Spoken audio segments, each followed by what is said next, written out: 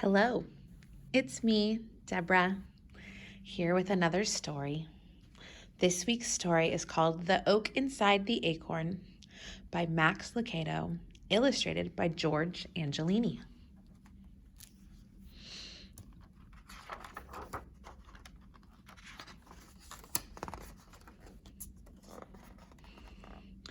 The acorn looked at the world around him. Green hills rolled their backs in the distance. Bright daisies bloomed below him.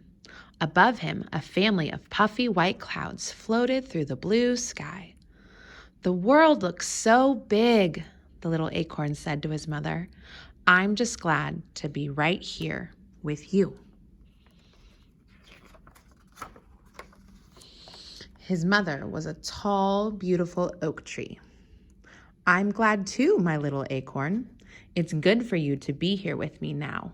But when your time comes to go into the world, you'll be fine." "I'll be afraid." Mother Oak hugged little acorn in her strong branches. "Within you is a great oak, little acorn. Just be the tree God made you to be." The thought of letting go and leaving the safety of his mother's branches was scary to little acorn. So he tried not to think about it, but deep down inside, he knew the time was coming. One by one, his brothers and sisters had been letting go and saying goodbye. They had been afraid too, but their mother had assured them with the same words. "Within you is a great oak. Just be the tree God made you to be." Each time he heard this, little acorn would look at himself and say, "An oak? In me?" He was so small, it was hard for him to believe he could ever be a tree.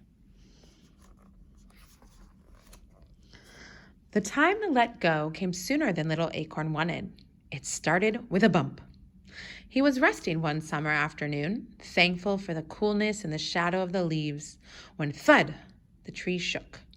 His mother's branches trembled, and little acorn began to swing back and forth. A farmer's pickup had accidentally backed into the tree trunk. Little acorn had swung before, stirred by the wind, bumped by climbing kids, and each time he'd always held on. But not this time. He tried. He pressed his thin stem into the branch as hard as he could. It didn't work. He was a heavier acorn than he used to be, and his stem began to pull away from the branch. "Uh-oh, Mom?" "It's okay, little acorn," Mother Oak assured him. "You can't hang on forever. It's time. You've got to let go." Down he fell, flipping over and over, softly slipping through the leaves until he bounced on something hard. He had landed in the back of the pickup truck. The truck vibrated and began to drive away. "It's okay, little acorn," his mom called out. "Within you is a great oak. Just be the tree God made you to be." Little acorn barely heard the last few words. The truck was already moving down the road, going somewhere. He just didn't know where. As the truck bounced, so did the acorn. "Ouch," he said. "This is rough." "It gets better," he heard a voice say. Rolling over, little acorn looked up at a young tree. "Who are you?" he asked. "I'm a new little orange tree on my way to be planted." "What do orange trees do?" asked the acorn. By now the road and the ride were smoother. "We grow oranges." "Oh," answered the acorn. He didn't know what an orange was and was just about to ask when the truck slowed to a stop. "Wow!" exclaimed Orange Tree, who was tall enough to see out of the truck. "What is it?" asked the acorn. "Trees, orange trees, everywhere. It's an orange grove." "Okay, little orange tree, it's time for you to be planted," the farmer said as he lowered the truck tailgate and climbed into the back of the truck. The acorn rolled away just in time to avoid the farmer's big boot. The farmer took the tree and was gone for a long time. Little acorn stared at the sky as it began to darken. He missed his mother oak and her strong branches. This would be his first night away from her. The tailgate banged and the farmer jumped in. "A quick sweep," he said, "and I'm headed home." Little acorn had never seen a broom. He barely saw this one before it sent him high in the air, and he landed in soft dirt. I wondered what had happened to you. It was Orange Tree. Little Acorn was happy to hear a familiar voice. Is this your new home? It sure is, Orange Tree said, and it looks like it's your home too. Little Acorn had one more question. Orange Tree, what do I do next? Orange Tree's voice was sleepy. Just settle in, little friend, and rest. God will make you grow. And so Little Acorn did just that. He rested. That night, the next day, that week, the next month, there in the soft soil surrounded by orange trees, he sank deeper and deeper into the ground and slumbered. He slept a long, long time. When Little Acorn awoke, he didn't know where he was. He stretched upward, and when he did, he kept stretching higher and higher until he popped out of the dark dirt into the sunlight. Well, look who's awake, announced Orange Tree. Little Acorn looked around and then up. Hello, Orange Tree. Have I been sleeping long? Long enough to become a small tree. Little Acorn looked down at himself and said, I've changed. His round shell was now a slender trunk. You are growing up, Orange Tree said. Now you are a little oak. Little Oak straightened himself and remembered his mother's words. Within you is a great oak. Maybe she was right, he thought, and he stood a bit taller. But even at his tallest, he was much smaller than the big orange trees. Their bushy branches grew greener and greener. Then one day, Orange Tree called out to his friend, Little Oak, look, my first orange. The big orange trees spoke up. He'll have many more, they said. So will I, announced Little Oak. The trees in the grove laughed. They didn't mean to hurt Little Oak's feelings, but they did.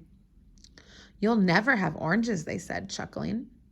Little Oak straightened his branches and pushed as hard as he could, but no oranges popped out. Not that day, nor the next, nor the next. When the farmer came to collect the fruit, Little Oak was worried. He had none to give. Well, hello, Little Oak, the farmer greeted. How did you get here? The farmer walked away, and when he returned, he carried a big shovel. I know just the place for you. He lifted the new little oak tree out of the ground. Bye-bye, my friend, said Orange Tree. The farmer didn't take Little Oak too far away. He carried him out of the grove to his big white house. The farmer chose a spot in the backyard overlooking the orange grove.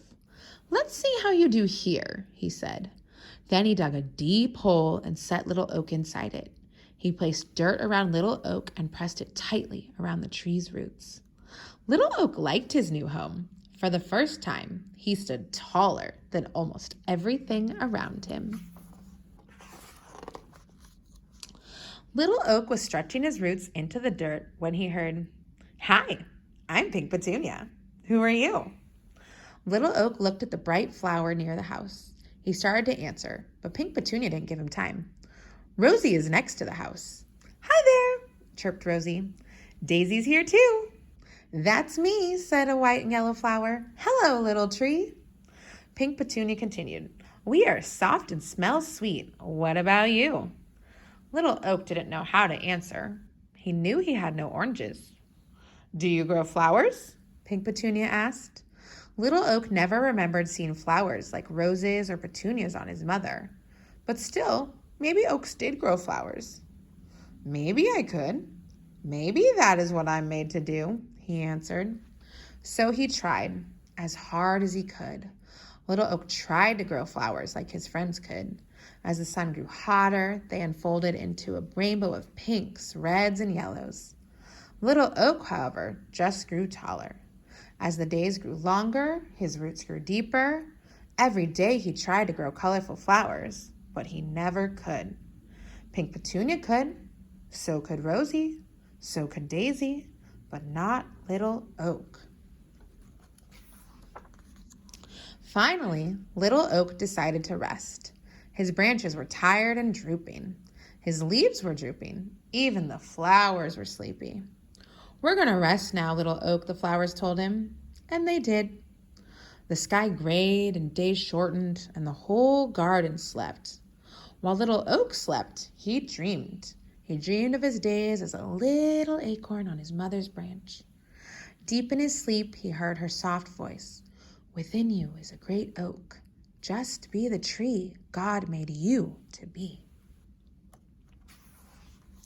When the sun warmed his branches, little oak awoke. Only he wasn't so little anymore. He could see farther. He had grown taller and wider. The winds didn't bend him as much. His branches were as big as his trunk used to be. Little oak was becoming big oak. Many years passed, and each year he grew bigger and wider, wider and bigger, until everything in the farmer's yard looked up to him. Bigger, bigger, bigger, bigger, bigger. Now, Orange Tree and the flowers called him Big Oak. He spread his big branches and looked around. Orange Tree was taller too, but not as tall as Big Oak. Big Oak was taller than all his friends. They were wide, but not as wide as Big Oak. He was the tallest. He was the widest. But he still wondered what he was supposed to do. He couldn't grow oranges or flowers. He just grew bigger, and he didn't know why. Big Oak was just awakening from a long winter's nap, his leaves tiny buds, when a young farmer brought 2 ropes and tied them to one of his strong branches. Close by, a little girl watched. Rosy Rose was puzzled. "What's it for, Big Oak?" "I don't know," Big Oak answered, but he soon found out. "Can I do it, Daddy? Can I swing?" "Go ahead," urged the man, and the little girl with bright blue eyes and hair the color of Daisy's flowers sat in the swing. Big Oak felt the tug, but barely. He was strong, and little girl was small. With her daddy's help, she swung forward, not too far, but farther the next day and farther the next. By the time the sun was hot and the flowers were plenty, she could swing alone, kicking her feet higher and higher until she could see the roof of her house. Then back she would swing, back until she seemed to look straight at the ground. Big Oak loved the sound of the little girl's laughter, her footsteps running toward him, her squeals of delight as she swung higher and higher into the sky. Yes, Big Oak loved little girl. When she swung, he stood strong.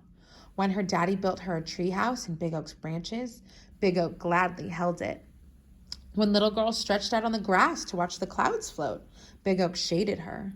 She played in his branches, climbed his trunk, rested in his shadow, and together they grew. Each year both taller, each year both stronger. When gray skies brought cold days, Big Oak slept and the swing hung silent and the playhouse stayed empty.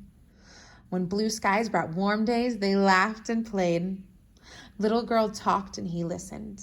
And at last, Big Oak knew he had become the tree God made him to be. One day, little girl came to Big Oak with a little boy, though neither was too little. They sat on his branches and talked. Big Oak held them both, and when they carved their names on his trunk, he didn't mind. Little boy pushed the swing, little girl laughed, and Big Oak protected them from the sudden rain. In time, little girl didn't swing so much. When she climbed into the treehouse, she sat more and played less. Little girl was becoming big girl. Big Girl now stood as tall as Big Oak's lowest branch. One day, Rosy Rose said to Big Oak, "She's growing up, Big Oak. She'll soon leave." Big Oak didn't answer, but he understood. Big Girl spent many blue sky days sitting on the ground, leaning back against Big Oak's trunk and watching the clouds drift by. Big Oak knew Big Girl had a big question on her mind because she said things like, "I don't know what I'm supposed to be. And it's hard to let go, and how can I know who I am?" Big Oak wanted to talk to Big Girl. He knew just what to say. He would say, "Within you is a great girl. Just be the person God made you to be." "Orange trees grow oranges," he would say. "Flower plants grow flowers, and oaks, Oaks grow tall enough for swings and strong enough for swinging and big enough to hold little girls until they become big girls. He wanted to, but he couldn't say the words. One day, Big Girl was so sad. The little girl who used to giggle in Big Oak's shade just sat, silent tears flowing down her cheeks. "It's hard to let go," she said. Big Oak was listening, and he had an idea. He looked down his branch at a little acorn. "I have a special job for you," Big Oak said. The next time the wind blew his branches, Big Oak let this branch shake more than the others. The little acorn popped loose and landed in Big Girl's lap. Big Girl picked it up and started to toss it away, but stopped. She held the little acorn in her hand and stared at it. She turned and looked up at Big Oak. "Were you ever this small?" Answering her own question, she continued, "Of course you were. You grew into a great oak from a little acorn. All you did was become what God made you to be." She looked again at the acorn, then back at the tree. Her eyes brightened. "Do you suppose that's what God wants me to do?" Big Oak wanted to shout, "Yes!" but he didn't have to. Big Girl stood and announced, "Of course he does. Now it's time for me to let go and become the person God made me to be."